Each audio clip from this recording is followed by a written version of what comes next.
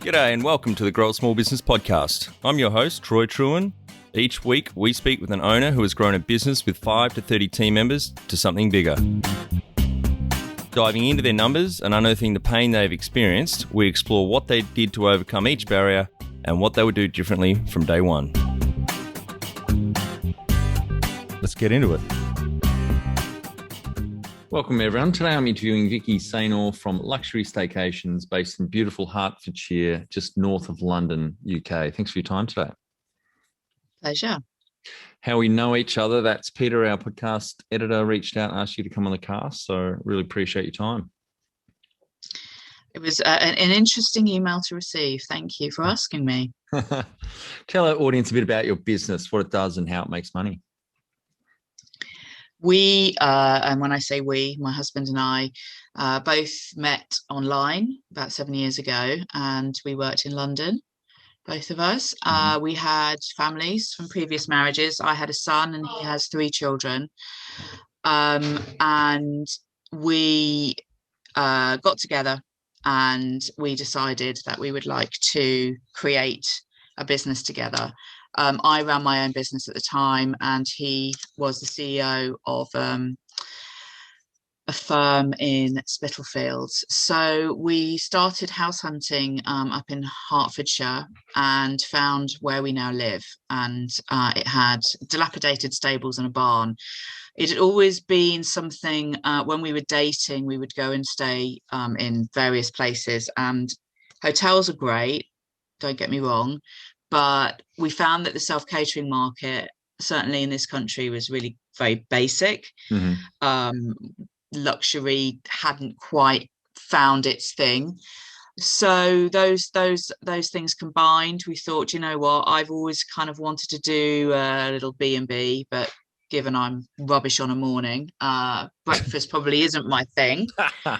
And so we decided to look at the self-catering market, but we wanted to try and bridge the gap between hotel and self-catering. Husband just walking past there in the background.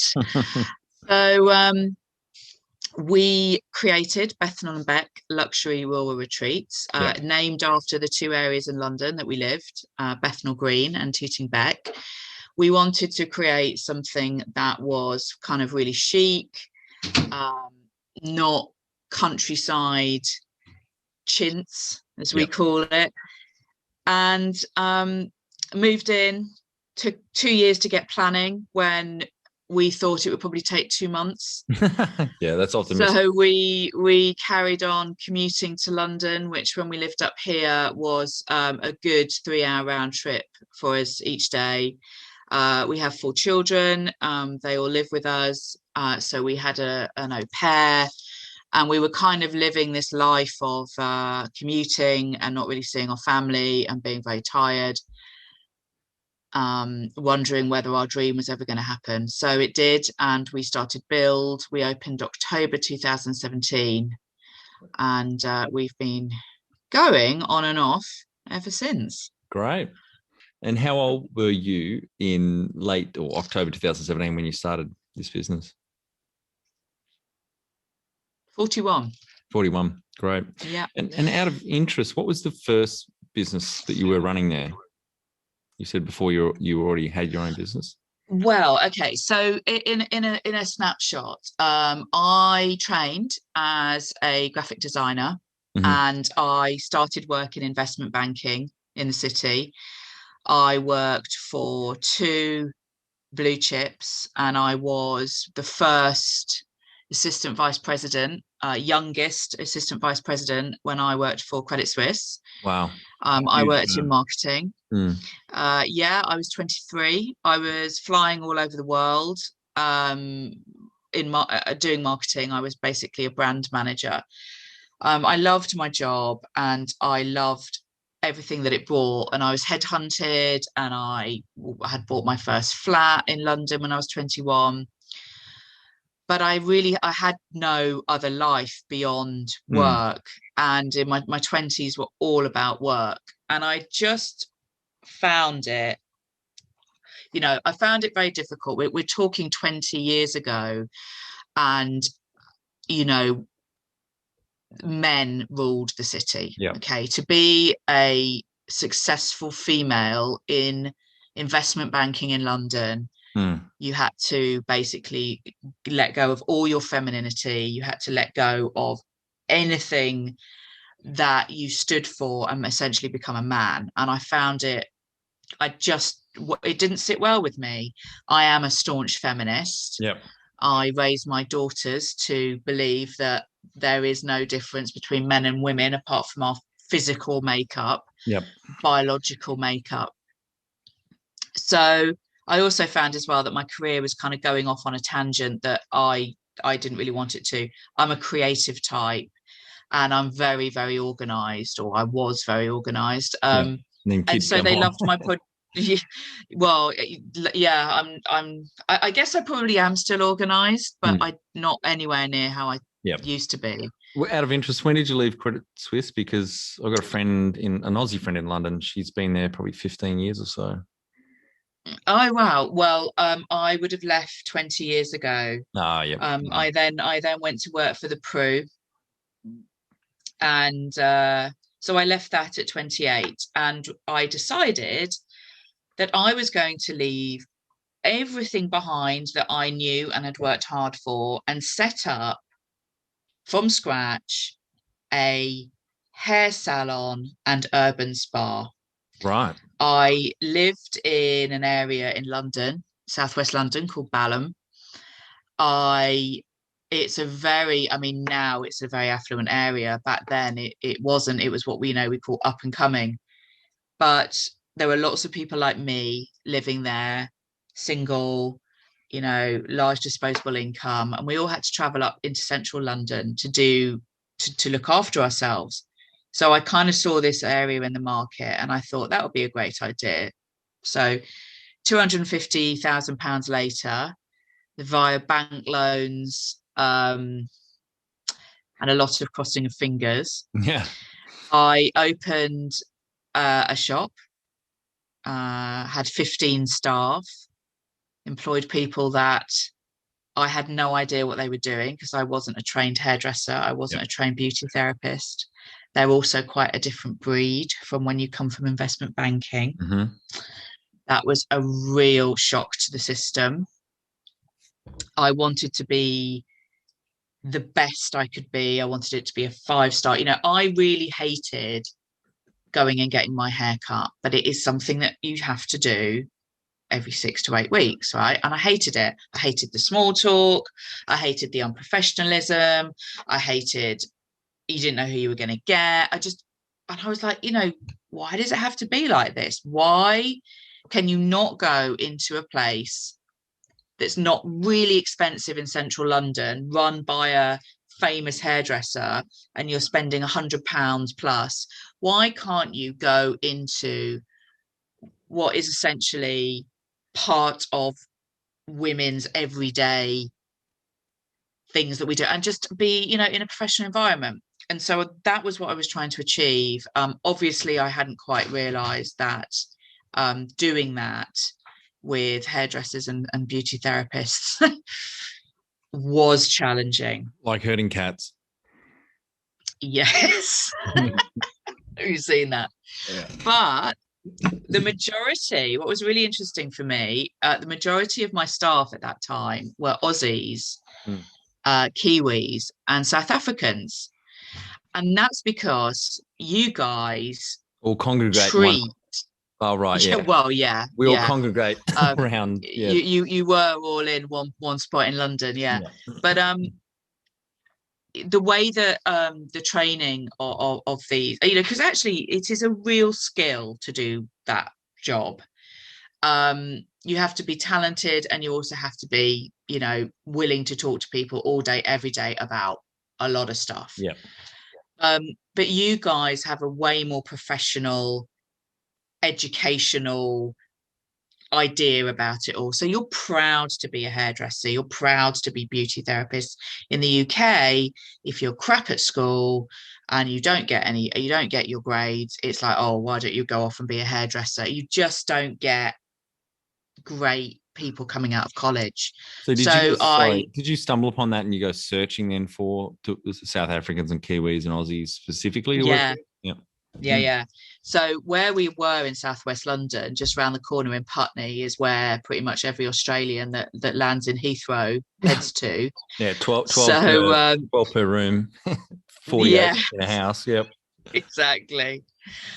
Talking about how they want to, learn the culture and then hanging out in Aussie bars. But yeah.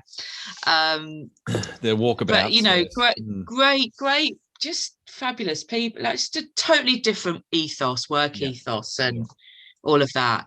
Now, then the government started changing visas, and then that became tricky because the South Africans couldn't come in anymore with working visas. And then Aussies were, the visa was, so they were younger, and then they wanted to travel more. So it really started to get tricky for me. So I had that business for 12 years. And through various health problems, I unfortunately lost it. And that was a very difficult time for me. And then actually the year after that, I was diagnosed with cancer, which was 2 years ago. Yeah. So it didn't end how I wanted it to. And it was very messy. I had to basically employ a general manager to run the business for me because I was not well and I couldn't travel. And that person stole a lot of money. What? And did a lot of things that they shouldn't have done. And we just couldn't recover from it. My husband got involved, but it was too far gone. When I opened the business in that 12 years, I think I'd been able to put my prices up possibly 25%. Yep. My business rates had gone up 300%. Wow. And wages? My rent had gone up 150%. Everything I was buying in was way above inflation. And of course, I couldn't put my prices up 300%. No. So the margins got tighter and tighter and tighter every year. And having a business on a high street in the UK, and all the associated costs of PAYE with staff, because now we have to pay massive amounts into their pension schemes. You've got national insurance, you've got sick pay. I had obviously 15 staff, 14 of them were women. Many of them started having children, maternity pay.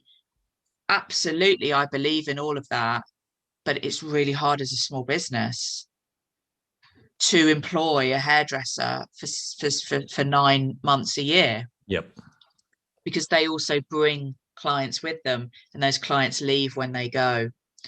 So you're just chasing your tail. Yep. So I was still doing that when Chris and I were setting up our current business. And then we opened. A year later, I got cancer. We somehow kept running the second year of business while I was going through treatment. And last year was going to be our first big year. Mm-hmm. And COVID hit. And then we all know what happened. Yeah. Right. Wow. And do you have some key numbers you can share to illustrate the growth of the business? Yeah. So in our bad year, I call it our bad year. So in the year that I was in treatment, our turnover was about 100,000. We were last year projected to be on about 150. Yep. Obviously, it's hard to know this year because a lot of our business this year is business from last year. People have just moved their bookings, so cash flow this year it's going to be awful. Yes. But we are growing. We've only got 2 retreats at the moment, but we run at a 95% capacity. Wow, that's amazing. And a lot of people are quite surprised at that because I think they just think we're maybe weekends and things, but we work really, really hard on our marketing, and we're very luxurious, we're very niche. We appeal to the market of those that just want a couple of nights away. Again, self-catering tends to be 7 nights in this country, and the celebration, a mini moon, whatever it is. So we're fully booked until the end of August. I think we have 30 days left from the end of August to January the 1st. Great. And we're just about to start build on our 3rd retreat, which is also in our paddock. Yep. And last week we put offers onto further properties which are on the coast. Great. Fantastic. So how many rooms? So we're doubling overnight. Yeah. And so the 2 retreats at the moment, so how many rooms across both those? Just two, and just 2 adults. Yep. Yeah. Right. Very audacious plans. And you think travel in the UK in the current environment, I know in Australia here, domestic travel has been really strong, intrastate. So people have come out. We've had a lot of state lockdowns in the last few months, obviously, but we've been amazed. A lot of the businesses I sit on boards of have just been in awe at how people have come out to travel within their own state and support business, obviously to get out and escape cabin fever. But are you guys experiencing that as well? Absolutely. Staycation boom. Yeah. However, what we have found this year is that a lot of people have come to market with their staycation ideas, their Airbnb-ing anything they can Airbnb, because we can't travel still. May the 17th, we might be able to travel, but who knows, passports and vaccinations and all of that. I think this year will be really strong. I mean, gosh, we could have sold our retreats 10 times over. And that's why we've actually decided in this lockdown. Yeah, is that the catalyst? How long ago did you make that decision to double, or more than double, really? This year, well, we talked about doing what we call our foaling box, so our 3rd project. Talked about it last year, and we just didn't get things off the ground because of COVID. Yeah. And we're kicking ourselves, to be honest, because really we should have done it. We should have done it when we were in lockdown. But it was also very difficult because you couldn't have got planning because none of the planners were really working. So it was kind of chicken and egg. Yes, we're pushing it forward. We are investing at a time when possibly we should be reining it in a bit. But we believe that we have a strong product, and it isn't just, it's a staycation, isn't just for 2021. For us, it's going to be ongoing. I think personally that there will be, I think as soon as a lot of people can get on a plane, they will. Yep. But I also think it's opened people's minds more to exploring the UK. And if you find that market and you show them, then I think there's longevity. But we've found it anyway. We've got a strong business. We've got a strong brand.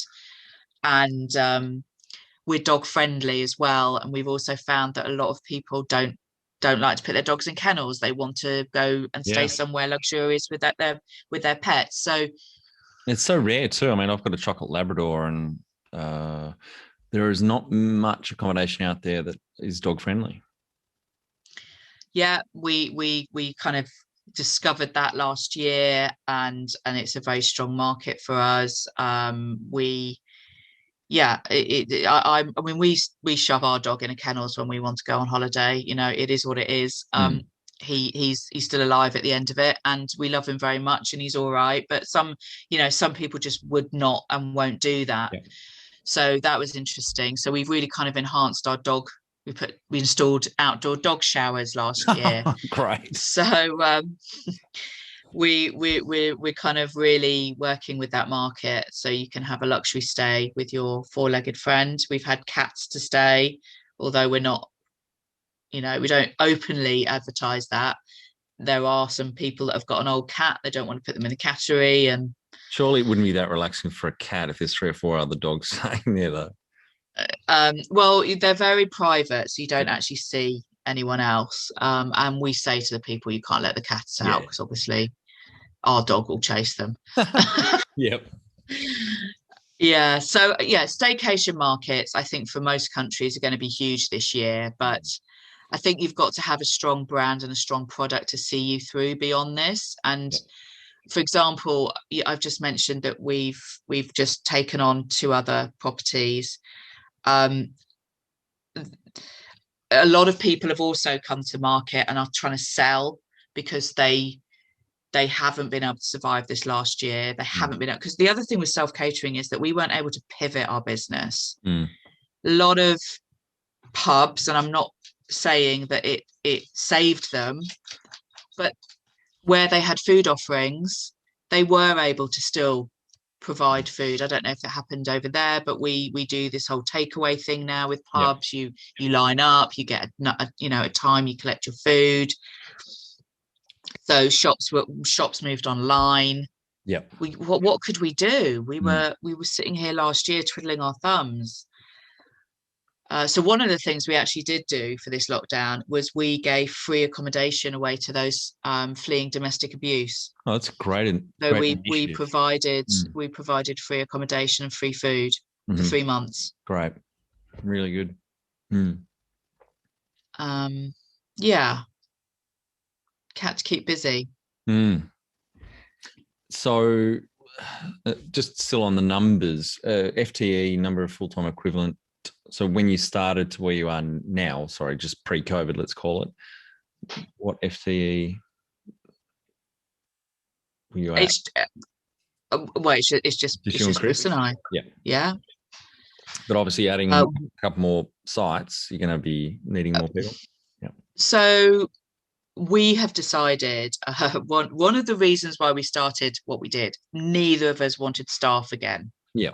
We were like, we need to think of a business that we don't need staff. And, Beth and Bet was born.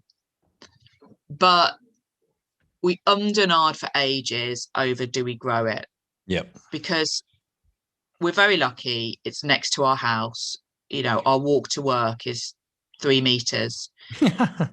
The kids get involved. They're learning about business through us. It ticks over. We can afford a nice holiday, we can pay the bills, and we can spend time with the kids. And I was always really resistant to growing it. I think I was still quite scared from what had happened with my previous business, and that kind of letting go aspect. And then I think after cancer, we just thought, fuck it. Yeah. Basically, actually, what are we doing? We could grow something here. We could create a brand. Originally, we were thinking about franchising, so we were going down that route. But then we were kind of put off that for various reasons. I've always wanted a place by the sea, so I said to Chris years ago, if we do expand, can we do one by the sea? Because I kind of want to go and stay there myself. Which yeah, good. Out of interest, whereabouts on the sea is it? Well, we're in the process of buying one in Harwich, which is in Essex. Yep. And one in Yorkshire in Flamborough. Essex, we have where Jamie Oliver's from, isn't it? Essex. Yes. Well, he's actually only from 15 minutes down the road from us. His pub is between us and where he lives. Yeah, his parents still run that pub. All right. We've deliberately chosen 2 areas that are not the norm. Okay. In the UK, if you holiday, you tend to holiday in Cornwall, in Devon, in Norfolk, in the north, in the lakes. Lovely. We've said to people, beautiful places. But people are like, why on earth have you chosen Flamborough and Harwich? Well, the price. We've got something a third of what we would normally pay. Yeah, so we've chosen places that are just off the beaten track, and you're gonna get the authentic experience. So yeah, but yes, so we will. So we're not going to employ people. We will obviously have to work with cleaners, but we're going to basically find somebody that can somehow manage we will manage them, and they will manage the cleaners, but they're not going to be on our payroll. Yeah, got it. And when was the moment you felt like you had succeeded? Oh, last week, to be honest. Yeah, we in a week, we had offered on 2 properties, and it kind of happened very quickly. Both my husband and I were kind of in tune with it all. And yeah, we were just, it was sort of, we sat down on Friday night and went, wow. You're doubling the business. Yeah. And then we also found out last week that we should be getting our planning approval this week. Great. So then it was like, because we've been waiting for the whole of this lockdown for it. Of course, we get it the week before we reopen, right? You know, when we could have been building, and we're full with guests. So we're trying to work out how on earth we're going to build something and not piss people off. So, yeah. And what does success look like to you? I don't know. How I feel at the moment? I feel I don't know. I think it just feels like it's all working together, and it just feels easy. It feels right. Feels good. Feels good. Yeah. And this is the perfect question for you. Number one thing you'd recommend to marketing a fast-growing business? Instagram. Yeah, it's been absolutely 65% of our bookings come from Instagram. We do all of our own marketing. Social media is really strong. I was writing to somebody last night and worked out that every single business and supplier that we work with, we have met through Instagram. Right. As in most of them approached you, or you found them on Instagram? No, both. Right. I think it can be a horrible place. When we were doing our respite from domestic abuse days, we got very badly trolled. Really?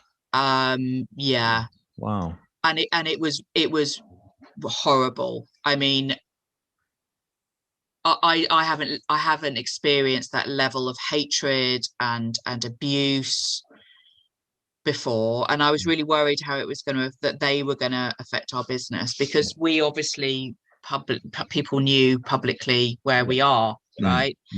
And we were getting all sorts of threats and it's awful.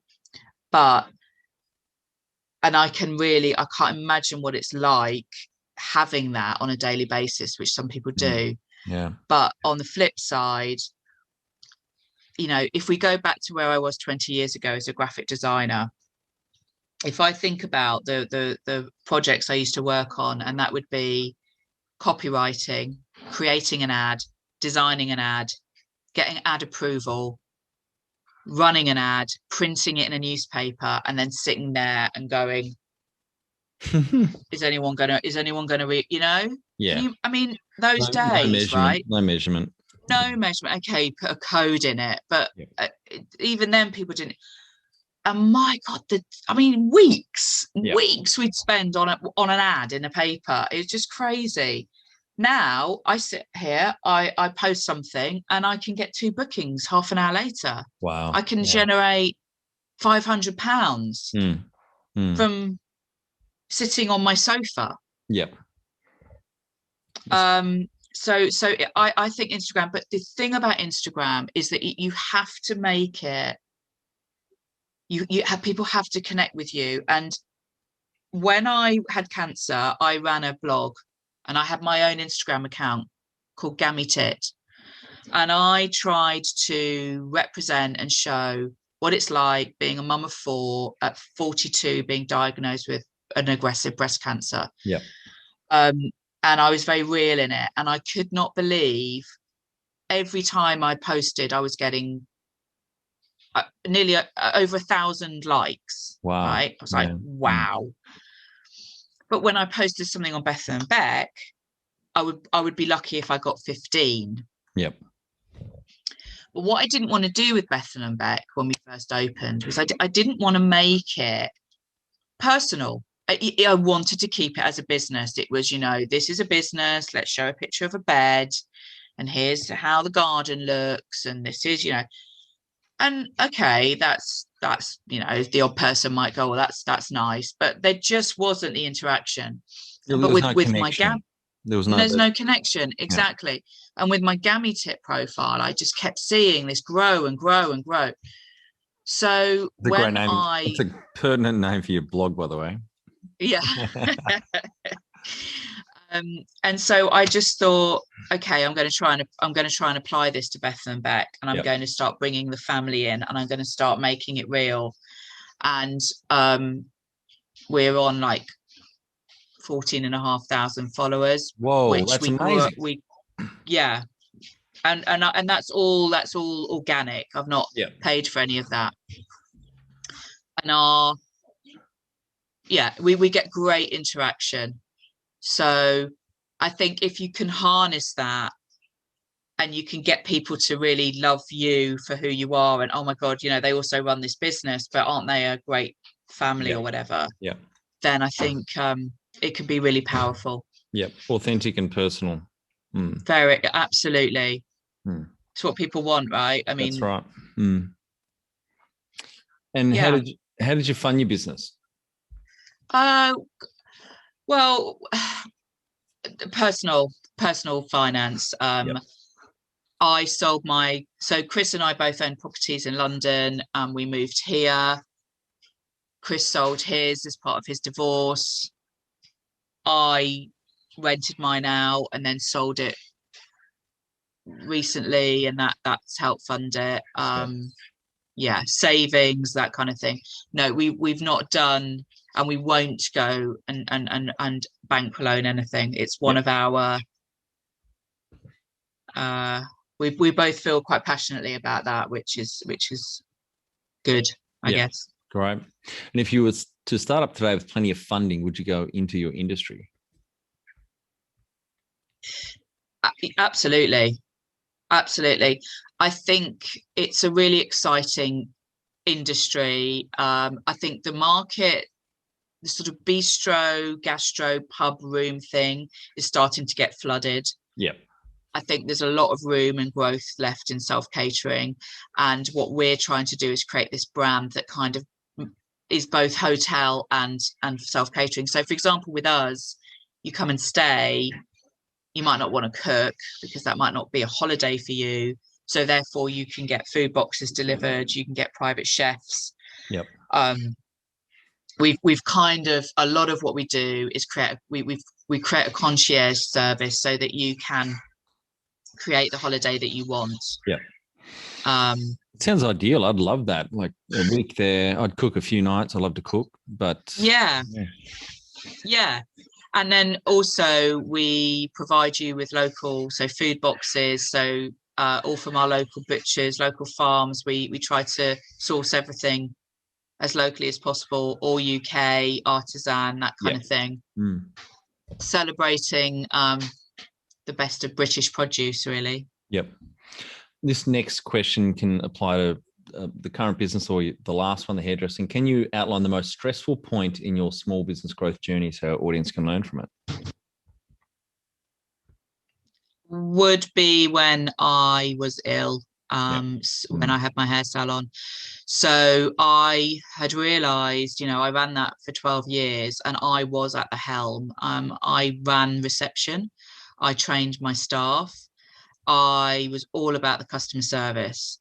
And I worked long hours and I did what needed to be done. And I found it hard to find people that were as committed as me. So you keep doing it, right? But then I got ill and I couldn't be there like I needed to be. And within a month, I remember, of not being there every day, I started to see a change in the attitude of staff. They're supposed to clock in and clock out. People were leaving a bit earlier. People were coming in a bit later. Corners were being cut.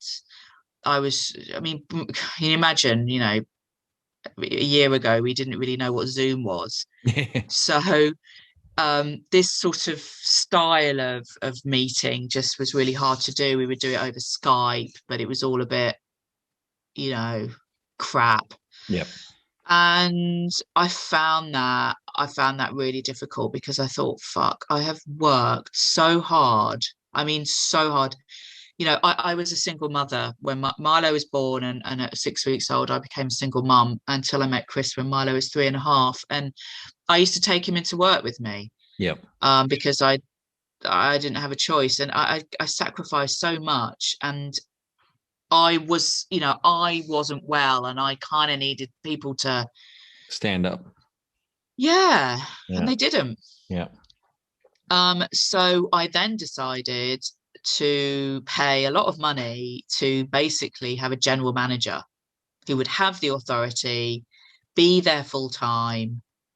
I was really barely washing my face from the salon. So to find them budget for a GM. Yep. But I thought, no, because I can't get better if I'm sitting at home. Yeah. Stressed about, and then that was that again, I got screwed over big time. Oh yeah, I can't believe that. So how can you learn from it? I'm not really sure you can, because I guess the only thing I would learn from it is that you have to remember you're not invincible. And I think when you start a business and you are the business, you need to think about what the hell is going to happen if I get ill. And when I then got diagnosed with cancer, and thankfully, I'd lost the salon by then, and we were just doing Bethnal and Beck. I used to sit there and think, Jesus, if this had happened 5 years ago and I hadn't met Chris, I would have lost everything then. Yep. So I do think you need to have a bit of a plan for those. We might not want to think about it, but you do need to have a plan in place if the worst should happen. You've injured yourself. It could be a lot worse. You didn't expect that. It makes you realise, doesn't it, that trying to get around on crutches for 6 weeks is something I was not planning or foreseeing. Absolutely. It's very frustrating, and it pales into insignificance, obviously, what you've been through. But yeah, that's a good point. When we do get older, you have to have a plan. You really do. And I didn't have a plan. Yep. Luckily, I had my husband who helped me out.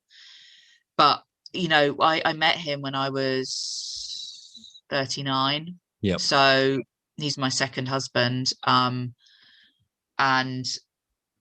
the one before that would have been an absolute waste of space. So I was very grateful that I had his support. But I've also been in situations where I haven't had that support, and it's been tough. What area in business do you feel you've had to work on the most to add the greatest value?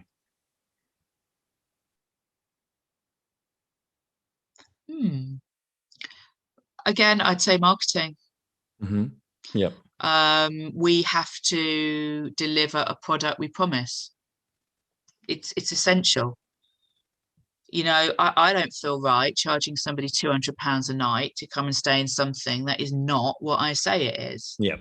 Because I know for sure I'd be the first person complaining. Yeah. I very much run the business as to how I would like it, what I would expect. I'm the first to go and tell a hotel receptionist if there's something wrong in my room, and whatever. So yeah, I think you have to, and that is what I'm really conscious of whenever guests come to stay, and certainly as we're scaling up, I'm thinking about I have to rebrand, because currently our brand doesn't fit with what we're doing. Yep. And I'm trying to think of the words to use and how to. I am worried about the people. That was our biggest leap of faith. Are the people that we're going to get in to clean our 2 properties, are they going to do it to my standard? Yep. Yeah. Because who wants to find hairs in the plug hole when they're spending £200 a night. Mm. And who goes online and complains about that? Yeah. You know, that is the reality of what we do. So what have you enjoyed least about managing fast growth? What I just said. Finding good people.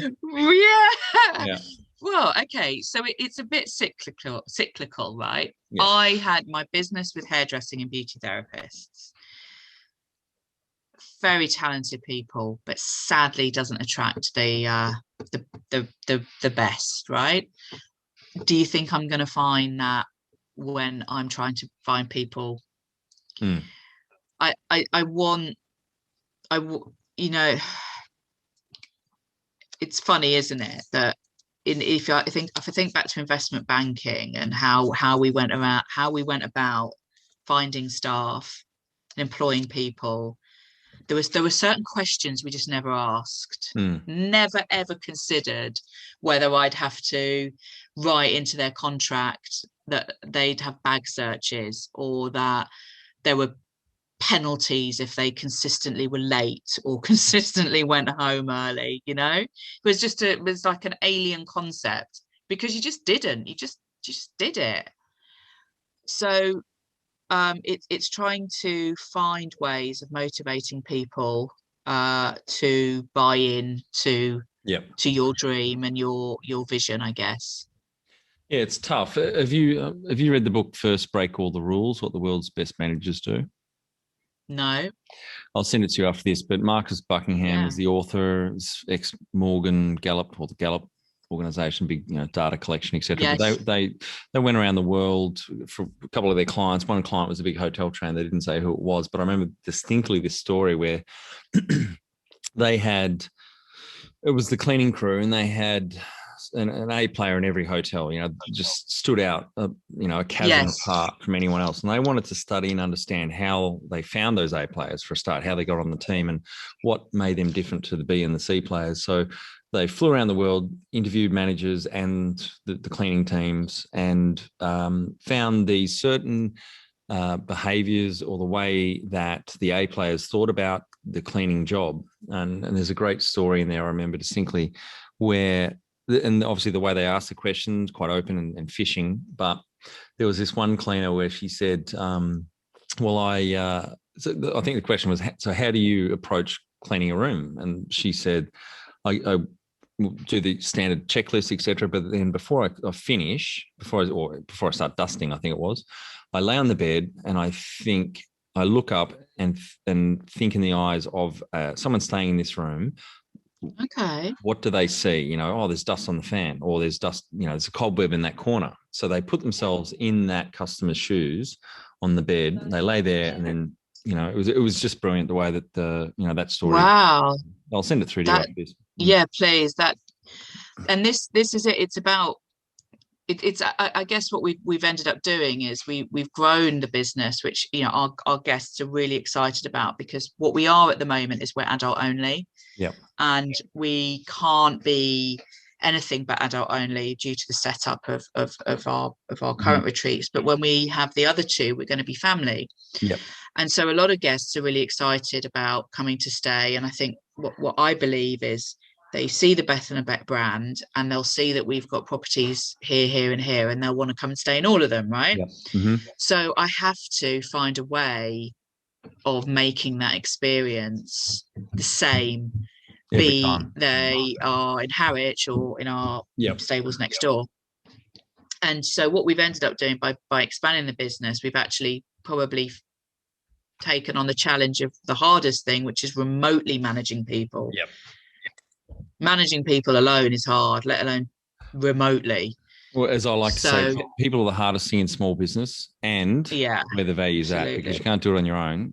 But recruitment. I had Mark Horstman from Managed Tools on a few episodes ago, and one of his sayings is recruitment is the most important thing a manager does. If you get an A player on the team, it's just so different to a B or a C player or an arsehole on the team, someone that's toxic. Yeah.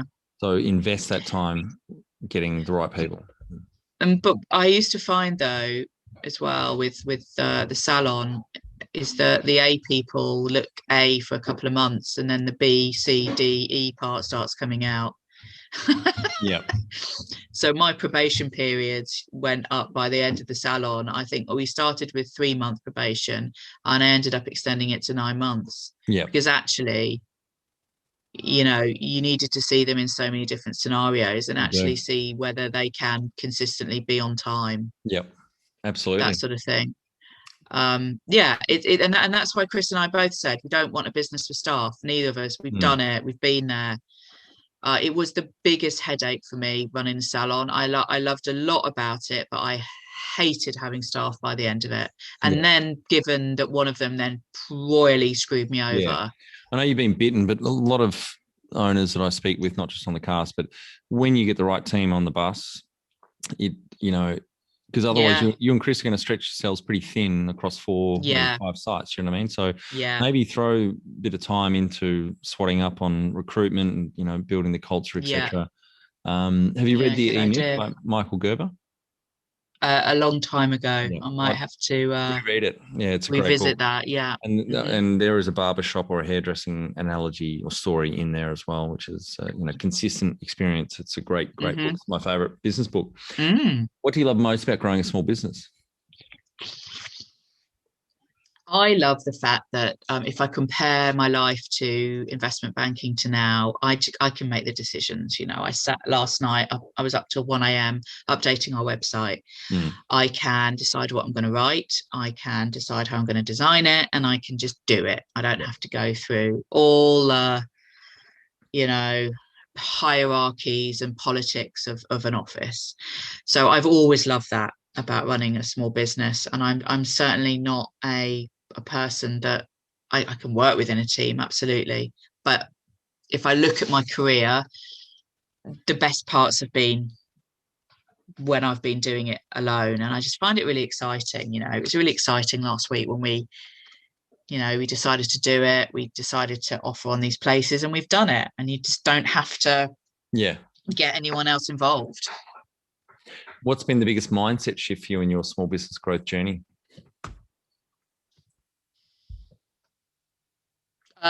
Carving out a stop time, I think.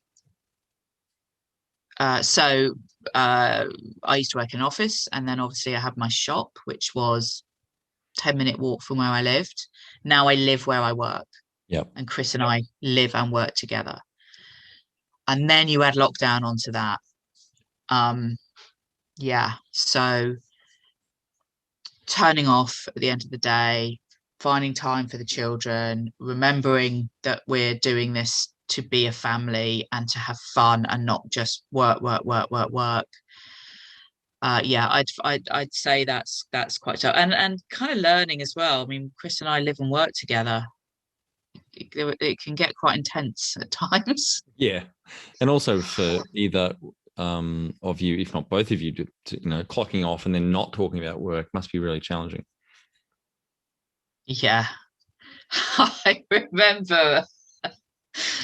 Oh dear, I shouldn't really laugh, but 2 years ago, Chris, we really don't argue, but we had one bust up one day, and it always makes me laugh because I was sitting where I am now. So this is like my office, which is actually like this middle room that's got 3. This is why you constantly see people walking backwards and forwards. There's 3 doors out of it, and they go to all different parts of the house.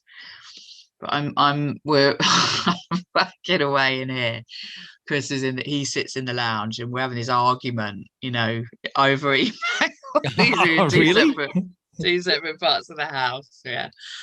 And he strops in, and he said to me, I think we need to have a meeting. And I was like, what?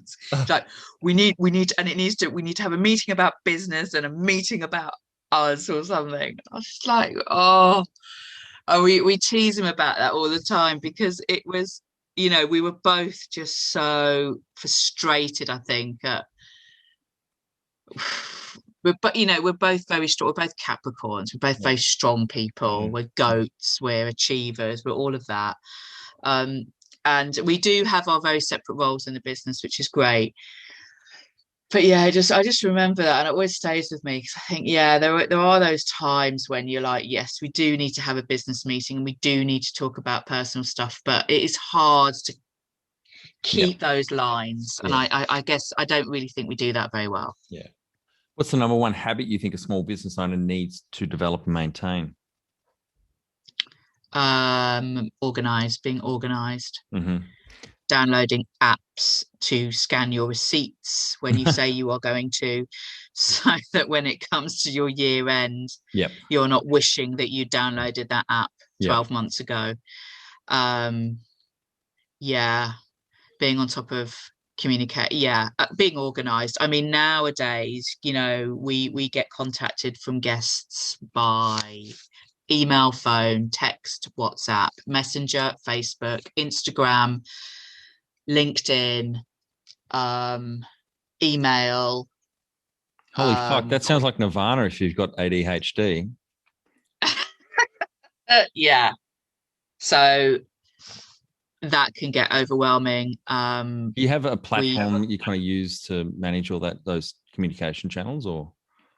We did, but it only managed a few of them. Yeah, right. And actually it was kind of like,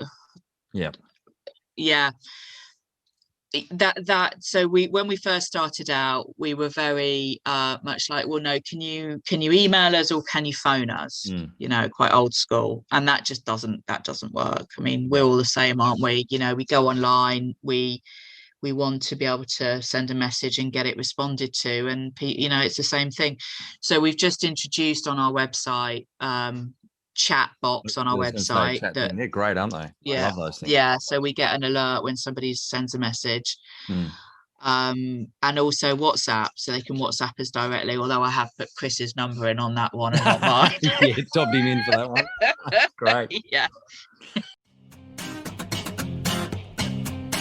Want to become the best manager you can be? Check out our Kick-Ass Manager course at growasmallbusiness.com. Do the course and add your fellow managers for no extra cost. Join the 30%. 70% of people quit their job because of their manager. Now, this is probably more relevant to your last business, but can you talk to how you've added people to the team, some wins, mistakes, and advice for those listening? Oh, gosh.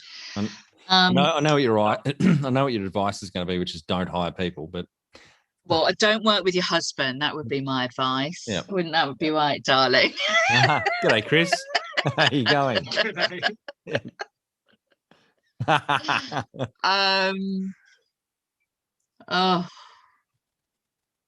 What was the question again? Well, so advice for those listening or adding people to teams. Maybe talk about some of the wins. Did you have any wins hiring people?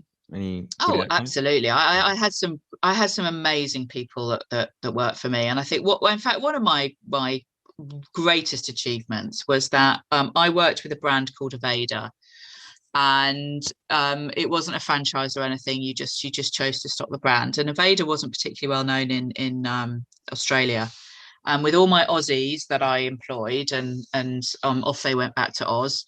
They actually, two of them started working for Aveda and opened their own salons.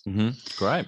So that was, and I'm still in touch with them 10 years on. And I was incredibly proud to see people grow. It was one of the things that I used to say to anybody that worked with me. I was really big on training. And in that industry, it was not normal to learn business skills, to learn financial skills, to learn anything outside of your hairdressing box. Okay, so we did a lot of that, and I've worked with some incredible people.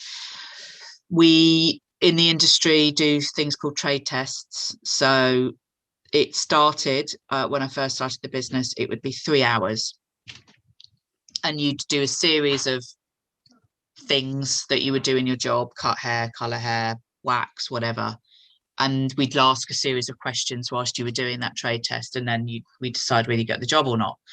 I evolved that over to be a 3-day process. Right, massive. You're saddest. But you know, it actually worked a lot better.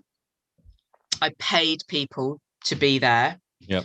And it sorted the wheat from the chaff, as we Because you'll say. find some people either don't turn up or don't come back after the first day. Absolutely. Or after lunch break. Yeah. I'm just popping out for a sandwich. You never see them again. Yeah. Well, that's a great investment. Yeah. So I decided that I needed to make that investment early on and kind of spend that time with them early on. And I could get a better sense. And I think my success rate of employing people went up. Yeah. Now, many other salon owners would say to me, "My God, you're paying someone 3 days."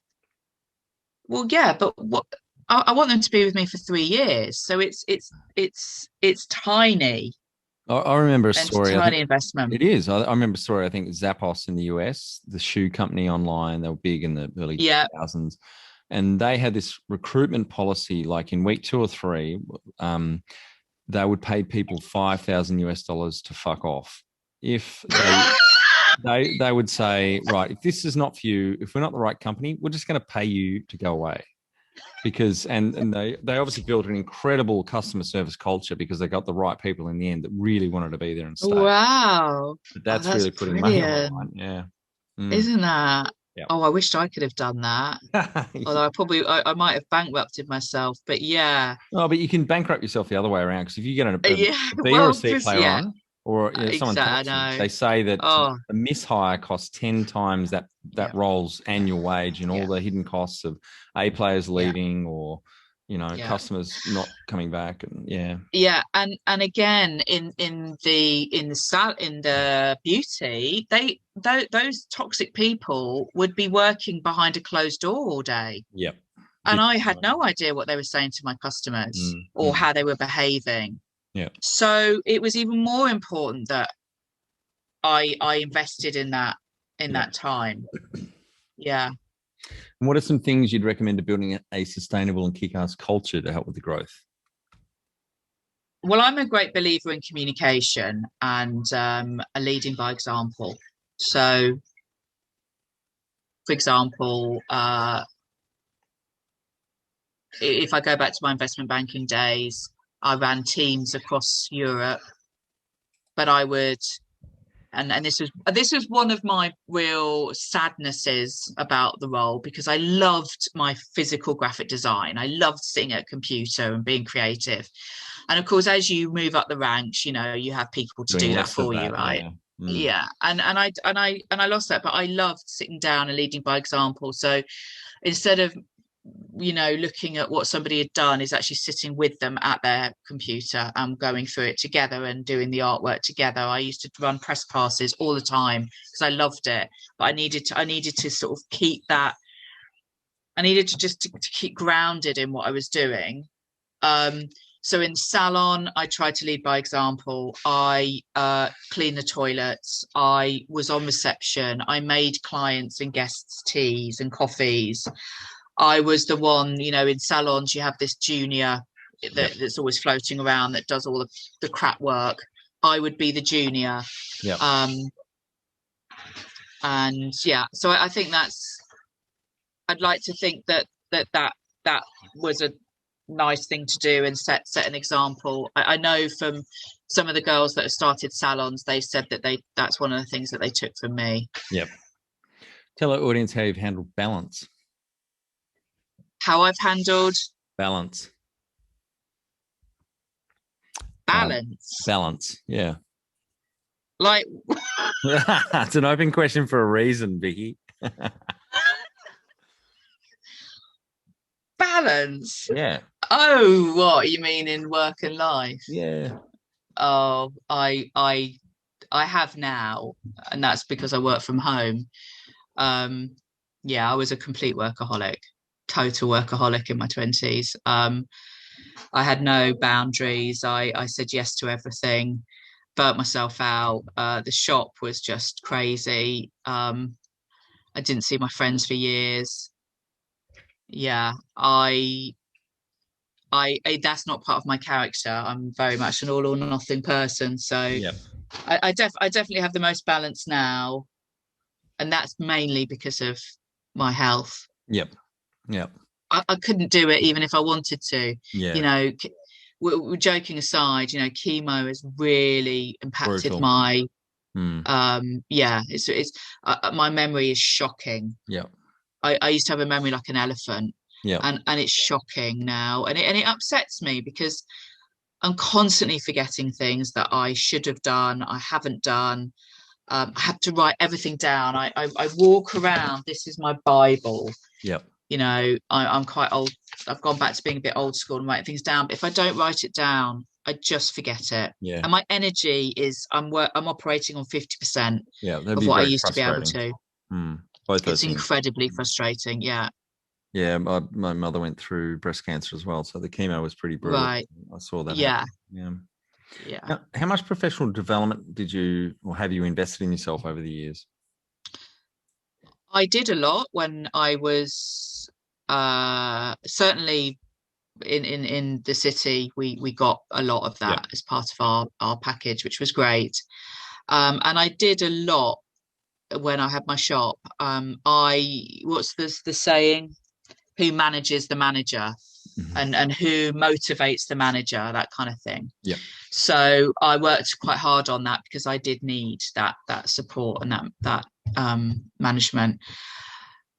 In this job now, I have taken lockdown to invest in learning a lot more about social media, really understanding Facebook and Instagram ads, engagement, all that kind of thing.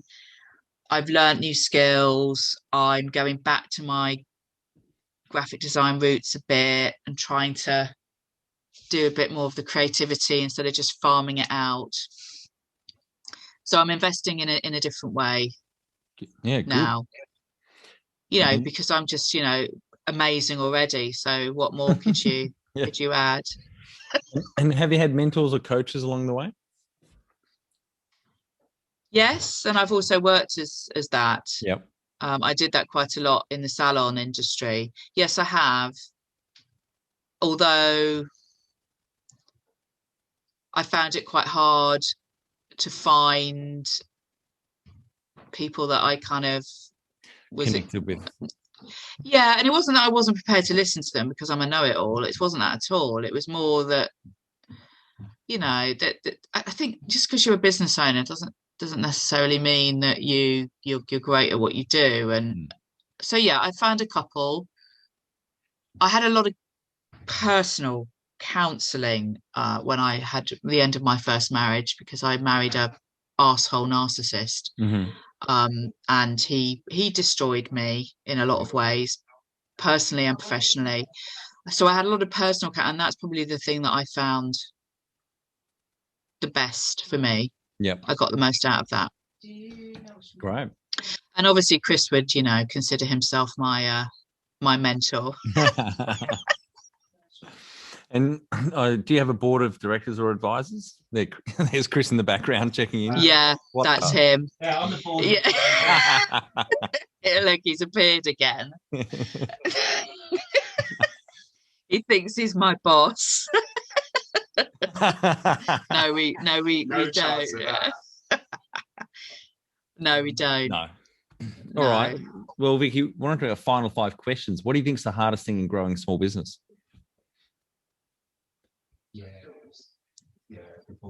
Staff, if you have them. Yep, I agree totally. And favorite business book, which has helped you the most? Knowing Your Tribe, it's called. Oh, is that Seth Godin? No, he did Tribes. Oh, is it called Tribe? Is it white with like black people on the front? Yeah, that's little. Seth Godin. That's just. I think it's maybe it is. It's Tribes is really big. Let me just look it up. Seth Godin Tribes. You're right. That's it. It's Tribes. It's got like knowing your people. Yes. Tribes. We need you to lead us. Is what it's. Is that what it's called? Okay.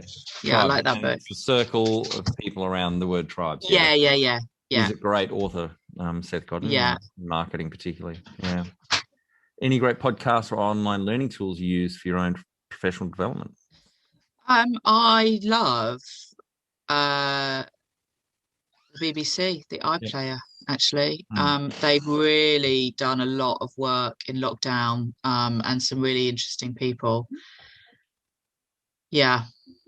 I'm getting into podcasts. I dabbled, but now walking the dog and all of that, I'll listen to stuff.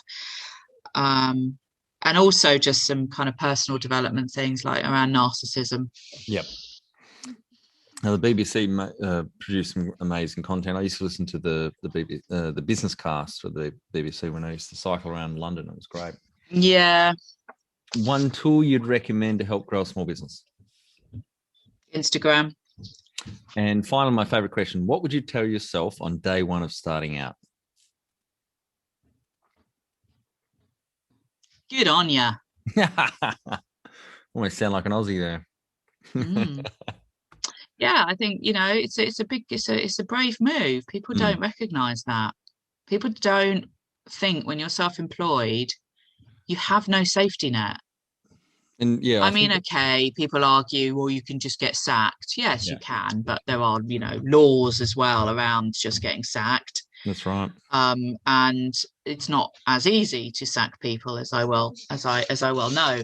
And there's, sick pay and all that jazz. I think it's a really brave thing to do, and I think it's hugely underrated. I think, isn't England or the UK one of the biggest small business, has the highest number of small business owners in Europe or something? Well, I know most developed nations, all developed nations, the preponderance of employment comes from small business. So more than 50% of employment in developed nations come from small businesses. A lot of people don't realize that.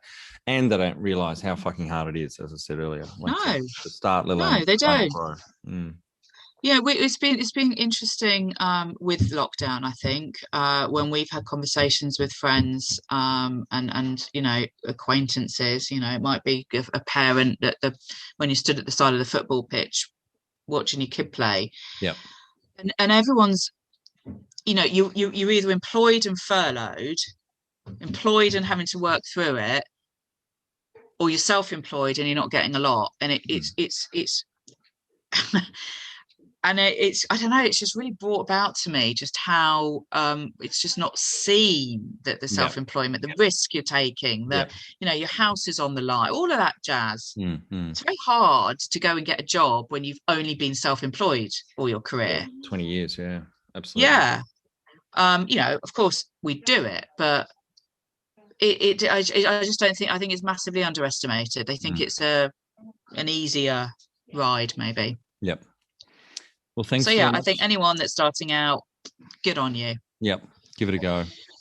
Thanks very much for your time today, Vicky. It was awesome to chat with you, and congratulations to yourself and Chris and Hendrix as well. You're as noisy dog as mine in the background. So really appreciate all 2.5 and the constant through flow of children and people.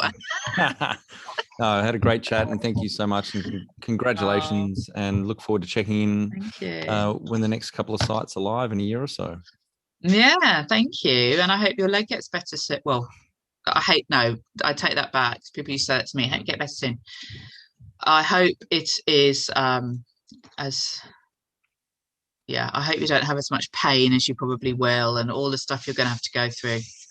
It's there's no pain, it's just inconvenience, and it pales into insignificance compared to particularly what you've been through, but a lot of other people that I know. So I'm very grateful about what I'm going through at the moment. Different perspective on things. So thanks. Yeah. No worries. Nice to meet you. Same here. That's it. Thanks for listening. Please leave a review in iTunes or whatever platform you listen to us on. It means more small business owners will find our cast and help people with their business growth journey.